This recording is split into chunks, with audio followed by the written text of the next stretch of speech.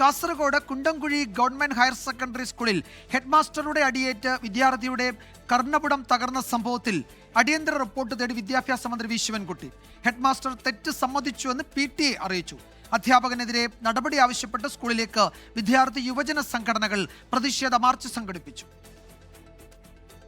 Kundamkuzhi government higher secondary സ്കൂളിലെ 10ാം class വിദ്യാർത്ഥി Abhinav കൃഷ്ണയെ headmaster M. Ashokan കരണത്തടിക്കുകയും കുട്ടിയുടെ കർണപുടം തകരുകയും ചെയ്ത സംഭവത്തിലാണ് വിദ്യാഭ്യാസ മന്ത്രി ജില്ലാ വിദ്യാഭ്യാസ ഉപഡയറക്ടർ TV മധുസൂദനനോട് അടിയന്തര റിപ്പോർട്ട് തേടിയത്.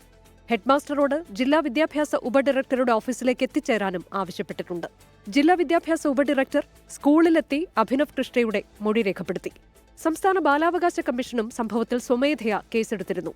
എന്നാൽ ഹെഡ്മാസ്റ്റർ M. അശോകന് ലക്ഷ്യം തെറ്റിയതാണെന്നും പിശക് പറ്റിയതാണെന്നുമാണ് PTA നിലപാട്. മാഷ് ഒരു കയ്യിൽ മൈക്കുണ്ട്, സംസാരിച്ചുകൊണ്ടിരിക്കുന്നുണ്ട്, മറ്റേ കൈ കൊണ്ട് കൈ ഇങ്ങനെ വീശി എന്നാണ് പറയുന്നത്.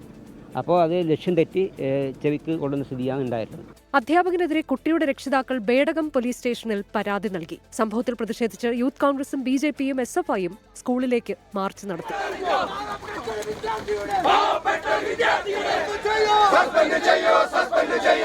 KSU യൂണിറ്റ് കമ്മിറ്റിയുടെ നേതൃത്വത്തിൽ സ്കൂളിനുള്ളിൽ വിദ്യാർത്ഥികൾ പ്രതിഷേധിച്ചു.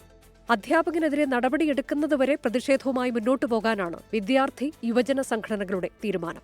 24 കാസർഗോഡ്.